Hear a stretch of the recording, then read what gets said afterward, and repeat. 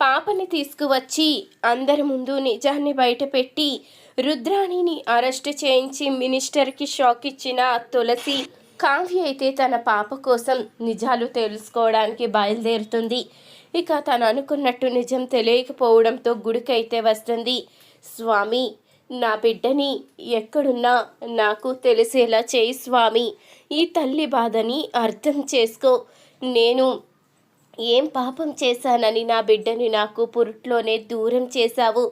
దయచేసి నా పాప ఎక్కడున్నా నాకు ప్రసాదించు అని ఇక కావ్య అయితే ముక్కుకుంటూ ఉంటుంది. ఇంతలో ఇక గుడిలో శాంతి హోమం జరిపిస్తూ ఉండగా పాప అయితే ఏడుస్తూ ఉంటుంది.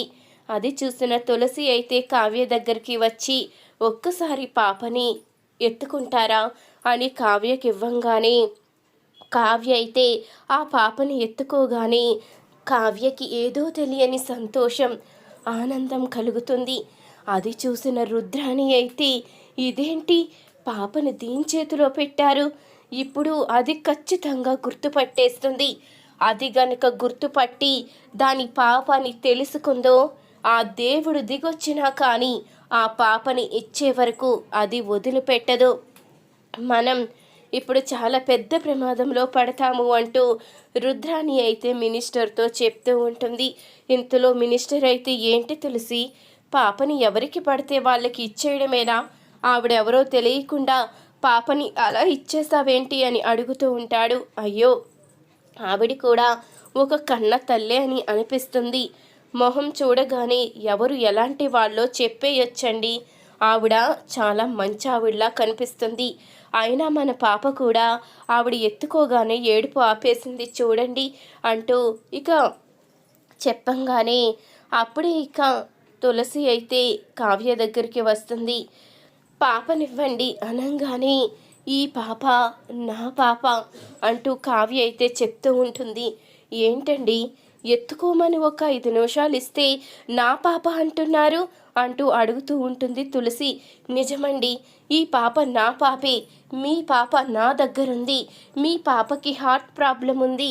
అది తెలుసుకున్నా ఎవరో మా పాపని మీ దగ్గర, మీ పాపని మా దగ్గర పెట్టారో, దయచేసి నా మాట వినండి అంటూ చెప్తూ ఉంటుంది కావ్య అయితే.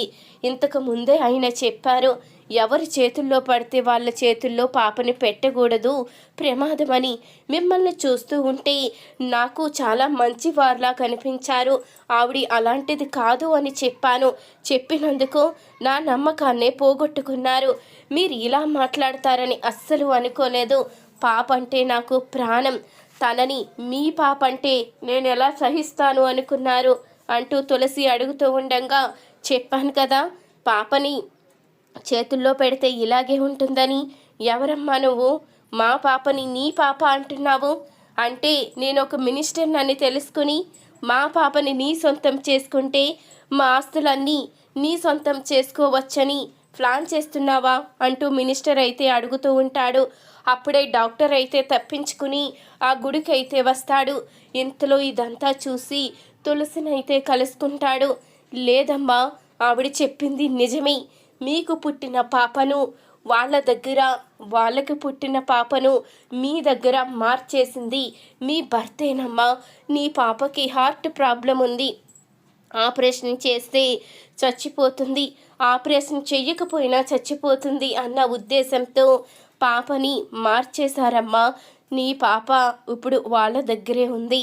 నీ కన్న ప్రేమ పాపని గుర్తించలేకపోయిందా అంటూ ఇక నిజమైతే చెప్తాడు డాక్టర్ అయితే. అప్పుడే కావ్య అయితే, మీరు దేవుళ్ళ వచ్చి నిజాన్ని బయట పెట్టారు. నా పాపని చెప్పినా వీళ్ళెవ్వరూ నమ్మడం లేదు. మీకు ఎప్పటికీ రుణపడి ఉంటాను సార్. నేను ఎన్నిసార్లు ఎప్పుడు ఎవరికి చెప్పినా ఎవ్వరూ కూడా నన్ను నమ్మకపోగా నేనొక పిచ్చిదాన్ని అనుకుంటున్నారు. ఇప్పుడు మీరు నిజాన్ని బయట పెట్టారు కాబట్టి ఆవిడ అర్థం చేసుకుంటుంది అనుకుంటున్నాను అంటూ కావ్య అనగానే అప్పుడే ఇక కావ్యకైతే ఆ పాపనిస్తుంది తులసి. నీ పాపని నువ్వు తీసుకో, నా పాపని నాకివ్వు, నా పాప ఎక్కడుందో చూపించు పద అంటూ ఇక తులసి అయితే చెప్తూ ఉంటుంది. అప్పుడే ఇక కావ్య అయితే తులసిని ఇంటికి తీసుకువెళ్ళడానికి నిర్ణయించుకుంటుంది.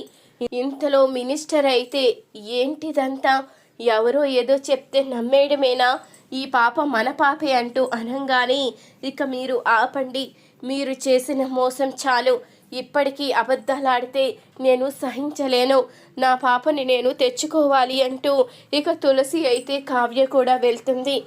అయిపోయింది, మనం ఇంతకాలం కష్టపడి ప్లాన్ చేసిందంతా సర్వనాశనం అయిపోయింది. నేను చెప్పాను కదా, ఆ కావ్య మామూలుది కాదు, ఎలాగైనా నిజం తెలుసుకుంటుంది అని అంటూ ఇక రుద్రాణి అంటూ ఉండగా అప్పుడే ఇంతలో కావ్య అయితే తులసిని ఇంటికి తీసుకుని వస్తుంది. అప్పుడే అందరూ కూడా ఎవరమ్మా నువ్వు అని అడుగుతూ ఉండగా మీ పాపను మీకు అప్పగించడానికి వచ్చాను, ఈ పాపే మీ వారసురాలు, మీ దగ్గరున్న పాప నా పాప అంటూ తులసి చెప్పంగానే ఆ మాటకి ఒక్కసారిగా షాక్ అవుతారు అందరూ. ఇక రాజు అయితే అడుగుతూ ఉంటాడు, ఏంటి మీరు మాట్లాడేది, ఈ పాప మా పాప అని అంటూ ఉండగా నేను చెప్పాను కదండి, మన దగ్గరున్న పాప మన పాప కాదు, నా తల్లి ప్రేమ నాకు తెలుస్తుంది అని.